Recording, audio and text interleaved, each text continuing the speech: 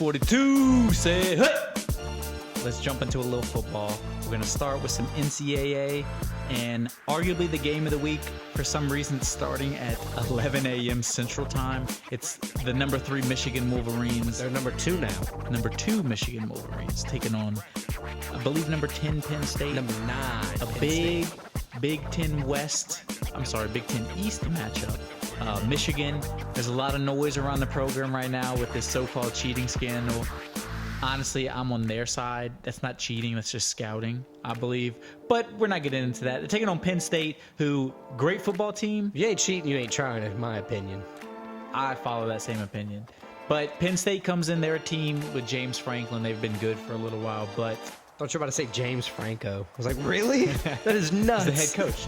Wow. But as these James Franklin teams come to be, it seems like they lose the big games. They lost to Ohio State this year. It is in Penn State. I think it's going to be a tough game for Michigan, but I think the Wolverines are one of the best teams in the country. I think all this scandal talk has made them closer. Maybe. I don't think they like the noise. I think they're going to try to prove the haters wrong. I think they go in to Happy Valley, Beaver Stadium. I think they beat Penn State. So last week, Penn State held Maryland to negative 49 rushing yards. And then they dropped 51 points on But that's because in college, sacks count against the rushing yards. It's pretty cool. So it's kind of skewed. They just had a bunch of sacks. Now, Michigan led in the air last week with 335 passing yards and Blake Corum scoring 3 rushing touchdowns. They're the 2-time defending Big Ten champs. They look like, it's going to be between them and Ohio State. Both good offenses so far through the season, and they both have good defenses. Like Michigan, you said, Penn State only dropped it to Ohio State. Yeah, their only loss. Michigan is 9-0. Michigan's favored by 4.5 with an over/under of 45.5. Who do you think wins? I said it before. Michigan gets the win. I think they're one of the best teams in the country. They've won the Big Ten 2 times in a row. I think they're going to win it a 3rd time. And I think the scandal talk, they're trying to discredit what this team's done the past couple of years. That's going to make these guys closer.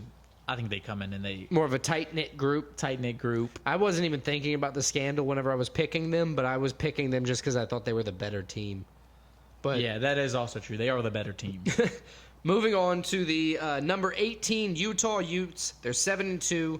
They're not fighting. They're playing the number 5 Washington Huskies, who are 9-0. So Washington, just like Michigan, is a team that is vying for a top 4 playoff spot. This is a huge game because one loss pretty much ends that for them.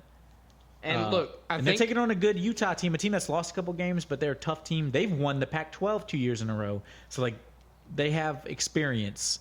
I think the biggest problem with the Utah Utes this season is they haven't had the best passing offense. Well, they've been missing their Cam Rising for most of the year. Right. They've just been kind of playing injured, and they've had to play injured with kind of no timetable for return, which they've only lost 2 games. Props to them. But I think Washington's going to go 10-0.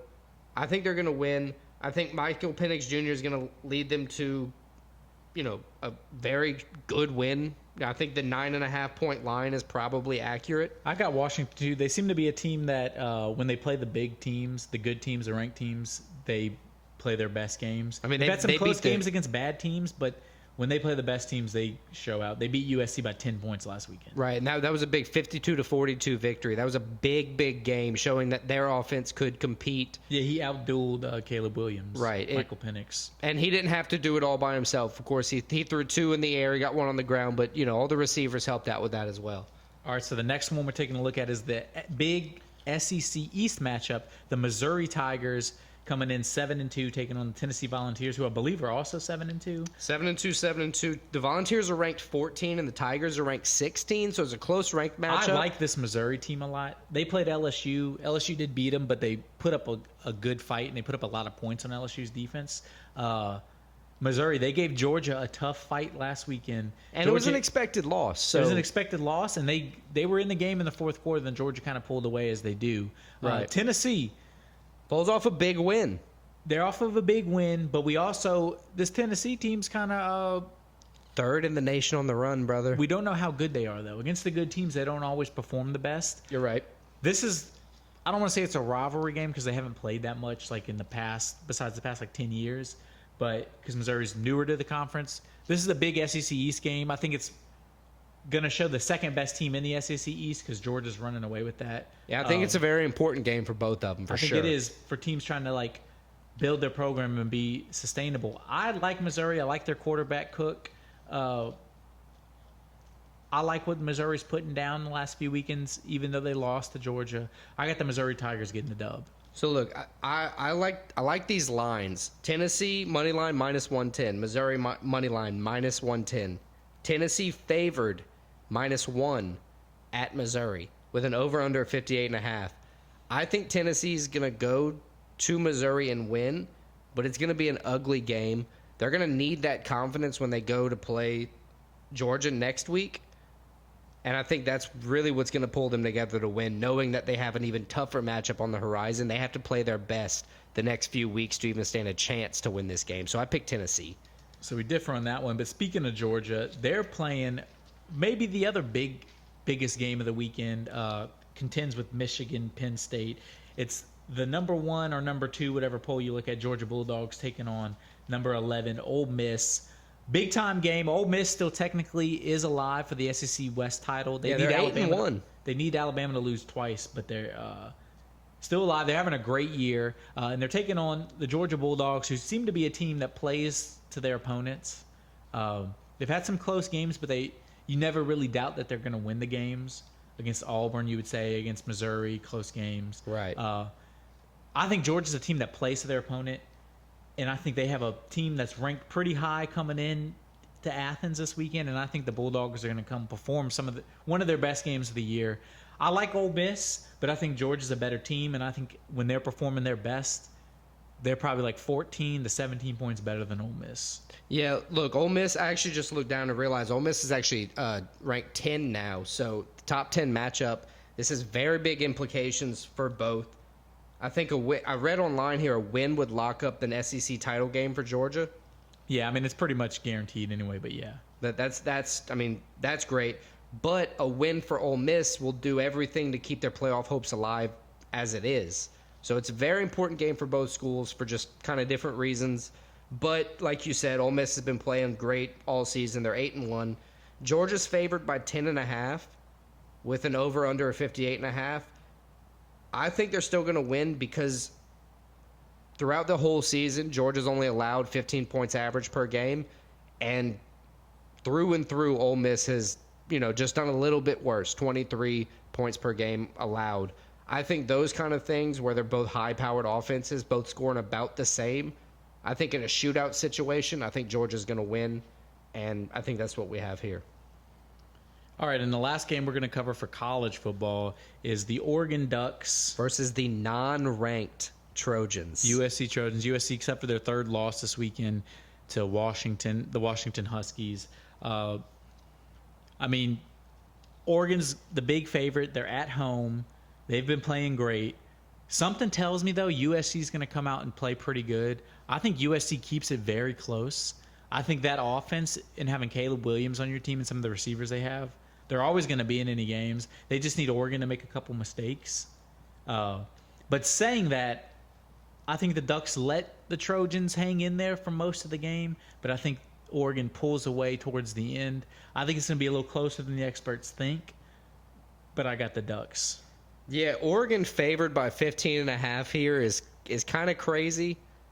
Just because Caleb Williams can score in any situation, I feel like. I mean, he's proven that he can lose games. I'm going to say it's going to be close enough, but the Ducks win by like 10. 12, something like that. Maybe even 14. They can win by 2 touchdowns and still cover the line. Still, yeah. I think... And not cover the line. They won't cover the line, right. Over under 73.5. Last week they had the USC and Washington had the over under of 76.5, and it was a 94-point game. Oregon's favored on the money line -800, so huge odds for Oregon to win this game. I agree with you. I think Oregon's going to win, but it's going to be a big battle between Caleb Williams and Bo Nix. Huge high-powered offenses, and I think you can also sprinkle in some Marshawn Lloyd, the number 1, yards per rush leader in college football, to help out with an obvious high-scoring game that's about to happen. I think, like you said, Oregon wins and keeps the Trojans unranked. So it looks like we mostly agree except for one college game. So let's move on to the pros. First professional game, NFL game we're going to cover is a big NFC North matchup. The Cleveland Browns 5-3 taking on the 7-2. Maybe the team nobody's talking about for some reason, the Baltimore Ravens 7-2. Yeah, absolutely. I mean, Lamar Jackson, he's not putting up great like Passing crazy stats or whatever, but he doesn't need to. He doesn't need to. He's playing smart. efficient. He's playing the best, most efficient he's probably ever played. I really like this Ravens team, honestly. The Browns are kind of hit or miss. They're very talented, but I don't think they have the coaching and like the team set up as the Ravens. The Ravens at the beginning of the season, it looked like they were already destined to have problems. They lost a running back early, another ACL problem, I believe. Lamar Jackson, J.K. Dobbins, J.K. Dobbins, Achilles. Same as Aaron Rodgers because he said they were rehabbing together. Right, there you go.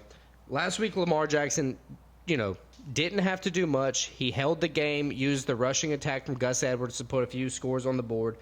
They beat Seattle 37-3, absolutely demolishing them. But on the other side, for the Cleveland Browns, Deshaun Watson played like he was worth the $200 million they paid him. I mean, it's about time. Right. They need him to be back. But look, he did have that back injury a few weeks back. So maybe if he's rehabbed and he's back to 100%, we may be seeing a very good game with this. I think the Ravens are going to win. They are favored -6 on the line with only an over-under of 37.5.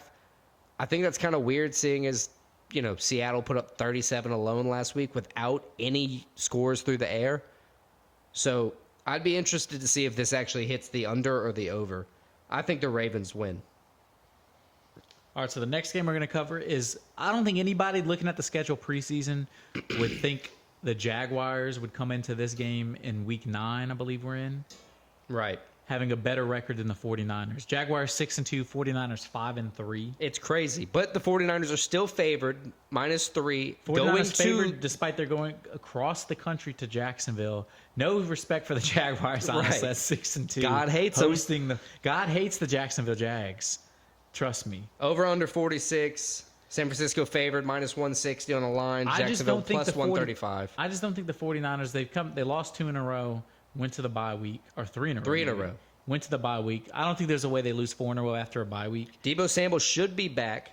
Yeah, Debo coming back. I like the Jags, honestly, but something's telling me the 49ers are going to be up for this game. I think the Niners get the dub. It's also weird to think the Jags were also coming off a bye, but they're also, while they're good, we're not really hearing a lot from them. I didn't even remember that they were on the bye until I looked it up. But I think that's a good thing if you're winning and you're kind of under the radar at this point in the season. Yeah, absolutely. I mean, I'd like to see if it settled the bye for both of them. Did it cool off the Jags because they've had 3-4 wins in a row now, and did it kind of give the 49ers a chance to regroup? Reset, regroup. I think the bye is going to be helpful for both teams. Healthing them up, get them a little bit stronger. So I think it's going to be a good matchup. I think the 49ers win. You said that as well, right? Yeah, I picked the 49ers. Go ahead and healthing them up. Healthing them up, man. Healthing them up. All right, next on we have the Houston Texans. Definitely offensive rookie of the year favorite. You can pretty much give him the thing now. But he's honestly in the MVP race, C.J. Stroud. I got a question. The way he's playing for the Texans. Is Eli Apple still on the Bengals? No, he plays for somebody else. Okay, so we're good. We should be good. We're good. The Texans taking on the Bengals. Bengals finally, thank the dear Lord. What are they, 5-3 now? 5-3. They turned it on after the horrible start. Joe Burrow right now back to being one of the best quarterbacks in the NFL. Calf injury must have been lingering on for longer than wanted to say. Bengals on this game are favored by 6.5 points with an over-under 48 points. Yeah, I think the Bengals found their groove. I think they're back to being one of the best teams in the NFL. Jamar Chase has a back injury, though, so he's day-to-day questionable. While I do like the Texans, I like what they're doing right now. C.J. Stroud, I'm loving it. Is that like a burger? Is that McDonald's? C.J. Stroud, I'm loving it. Good try. But I think the Bengals at home, I think Joe Burrow is going to be too much. I think it's going to be a higher scoring game, but I think the Bengals get the dub. I think even with the Jamar Chase back injury, even if he's out this week, I think Joe Burrow has enough options on the team now that he trusts to, kind of get the win when he's comfortable and when he's strong, like not injured, healthing him up as well. Get him all those victories that he can get. I think the Bengals win here. All right, so the next 2 games we're going to cover, I'm kind of wondering These might be the 2 worst NFL games we've covered on here. But regardless, we're going to power through. I like Sam Howell. We're going to do the Washington Commanders. I don't like Geno 4 Smith. and 5 taking on, what's the Seahawks record? 5 and 4, 6 and 3? 5 and 3. 5 and 3. Commanders Seahawks. I think this is a game a total of 13 people are going to watch. I guess I'll be one of them now that we are covering it. Yeah, so I that's think good. the Commanders have a good defense, but man, they just like traded away a lot of their good defensive linemen. So I don't know how they're going to hold up against the Seahawks. The tanking didn't work last week though for the Commanders. They still beat the Patriots 20-17. Yeah, so they beat the Patriots. I mean, they look good against the Patriots. not hard. I just think the Seahawks at home, Commanders coming cross country. Seahawks are one of those teams. I don't know how. Seahawks and Geno Smith, he's going to get you 9 or 10 wins with the Seahawks, it seems like, this team. Yeah, it's weird. They're going to lose some games they shouldn't lose, but they're going to beat a lot of teams they should beat. And they're going to compete when they have no business competing as well. Exactly. Right. So I think the Seahawks are going to get the dub. I agree. And then we talked about that. This might be the worst game we're ever going to cover. Ever? Maybe. Maybe. But Wait until our teams are just really, really, really bad and they're playing each other. With the way these offenses are playing right now, the Oakland Raiders, Las Vegas Raiders. I'm sorry. The Yeah, Los no, they're Angeles playing like the Raiders. Oakland Raiders, actually. They did win their last game once they fired the coach. 27-0 over the Cardinals, who traded away their quarterback before their other quarterback came off of IR. And they're taking on the Jets, who almost got shut out. As much progress as Zach Wilson had made, and they had won 3 in a row, this last game against the Chargers this past weekend, he looked like he regressed even worse than he was before. Like before the end of last season. Yeah, so I think for the rest of the Jets season, every game is a must-win. That's it. They just got to stay in the playoff hunt so when Aaron Rodgers can come back. Apparently, I saw on the internet today he can come back. Like he feels as though he's going to be able to start practicing in the next 3 weeks or some bullshit. I wouldn't go that far, but he is walking without crutches, which is nuts. Chunking the ball down the field. Yeah, throwing the ball like 40 yards already. So Zach Wilson underperformed, like you said. But I think Zach Wilson, he's a survivor. I think he's a guy, he's going to underperform. The last time everybody was like, dude, you got to get him out. He came out against the Chiefs, played pretty well. And who else do they have? Like, at this point, they just kind of got to wait. Yeah, at this they point. They banked everything on Aaron Rodgers. And I think Aaron Rodgers likes him, so it's like, we don't want to piss Aaron off before he even plays for us. Right. So might as well keep him in. I think Zach Wilson performs well in this game. He's taking on, I think O'Connell is the starting quarterback. Dude, the Raiders benched Jimmy G and fired their entire staff. I mean, damn near. I get it. Did you hear the story about it?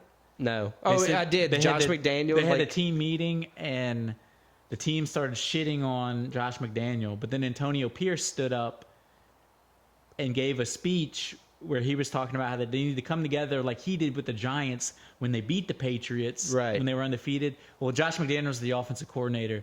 Even though Antonio Pierce calmed everything down, brought the team together, helped him out, he got mad that Antonio Pierce talked shit on the Patriots. They got into a thing. Mark Davis, the owner, found out and said, no, that's some loser-ass shit. Get out of here, Josh McDaniels. Nice. Antonio Pierce, you're the interim coach now, and you have a chance to be the new head coach. I like it. I like it too. But I picked the Raiders. I got the Jets. I like Robert Saleh. I like their defense. As I said, I think Zach Wilson steps up. Here's my narrative. And becomes not the worst quarterback.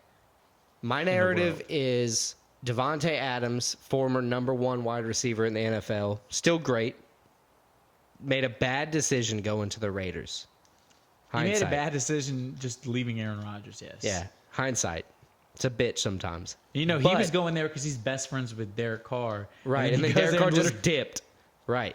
But here's the thing. Dipped him. Because Devontae Adams didn't score any points, fantasy yards, anything the past few weeks, this week he's going to be on fire. That's why I picked the Raiders over the Jets. I think it's going to just be one of those matchups. Raiders at home. I think that's what it takes. I like that we have a few picks that are off from each other.